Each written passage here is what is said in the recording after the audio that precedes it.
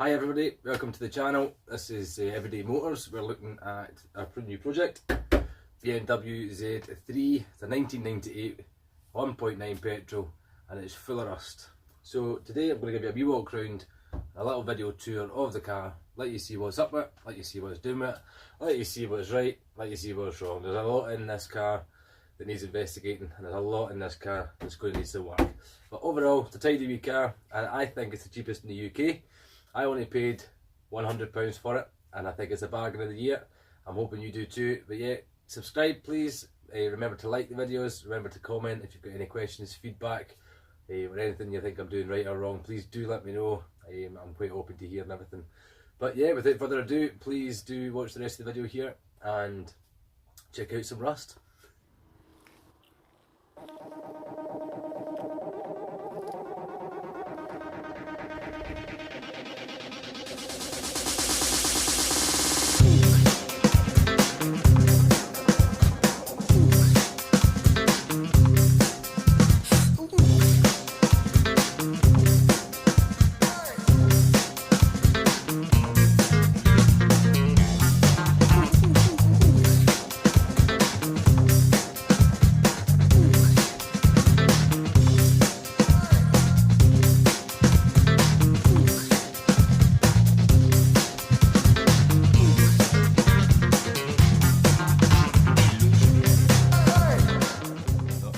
So let's go now have a look at the rust and we can show you exactly what we're getting ourselves in for.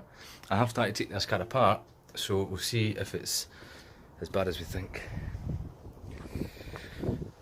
So I suppose the first bit here is on this rear quarter. It's fairly bad to start with, but this is probably one of the worst bits here. Give you a good close up on that. You can see it's rusted right the way through the wing. Maybe through the sill. I started to pull off the inner arch there, but not a pretty sight. Apologies for the wind noise, it's quite a windy day today. Other than that, you see as I said, I've started taking the panels off. So we've got the front wing off just now, just holding that wee bulb in at the moment. I have no experience with these cars at all, I'm just winging it, seeing what's happening. Right, get it? But hopefully we'll get something sorted soon. Another wee look around. We've got quite a clean front end actually. Headlights are shot. They're going to be refurb. Down here you can see the rest of it. So we've got rust all along in here, starting to bubble. Inside's totally gone. And at the bottom there, I don't want to put my hand too far into that. But yeah, you can see the script all the way along the sills. Bottom of the doors are fine. Doors themselves are actually in good nick, apart from here. You can see it's starting to bubble up, so I need to get a wee repair job on that one. And the pièce de résistance, boom, there you go. All gone. All gone. So we're going to need two of these, two front wings, and that's just a start. Other than that, everything else actually seems pretty good. You've got bodywork, which is fine, as we've learned on these panels, all these panels come off, so it's a bonus. The other things that we're looking at, everything on top end, if you're looking at boots and bonnets, and excuse me, I've gone all dark there. Boots and bonnets and whatever else, they seem okay. The red leather, a lot of people have been asking me about the red leather. So, other than needing a clean, red leather looks pretty smart, I would say anyway. You can see the muck underneath the wee trim cover, so I've been taking that off. One thing I am struggling with, I've just started doing the job, is underneath these sills. I don't know if you can see, you've got all these little 8mm bolts. Here's one there. Now each and every one of them, there's another wee bastard there, and there. Each and every one seems to be rounding off within seconds. So as soon as I touch it, it's gone. So I'm going to have to actually grind all these off, I think. The top ones have come off, no problem at all, because these are all hidden underneath, so we're going to have to see. But yeah, other than that, car looks fine.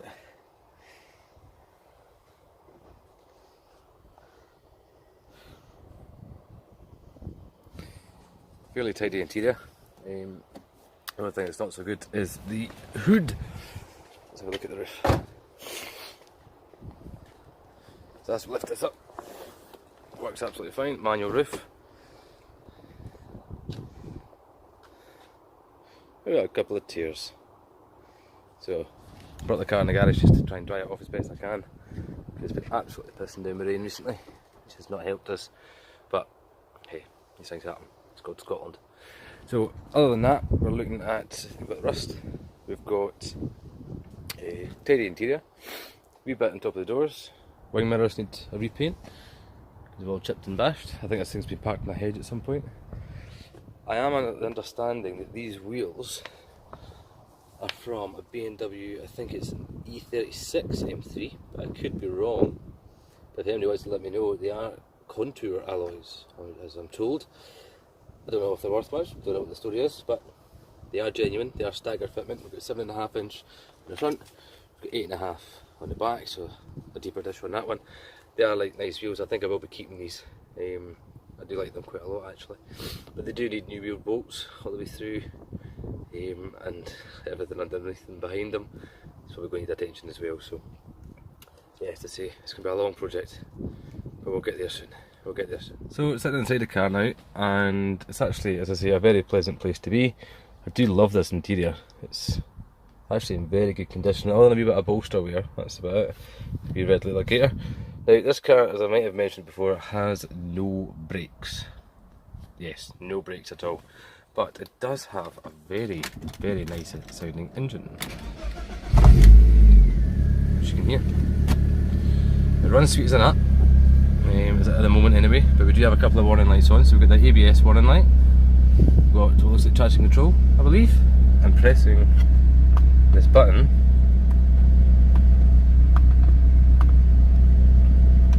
holding it in does nothing. Mileage, we're at 128,000, just over 24 miles. That was obviously the guy bringing it up to my house. And yeah, low in fuel, lovely, my favourite. The one thing I was going to ask, is this thing standard? Because that's horrendous. I love it. So yeah, this thing, it does work. Aftermarket head unit, obviously the clock and whatnot all seem to work fine. Change the time, no worries. It's 17:17 now, look at that. Heating all works fine, so we know that the aircon, although it's looking a wee bit rotten, the heater does work, so I'm hoping there's no leaks in the heater core or whatever else.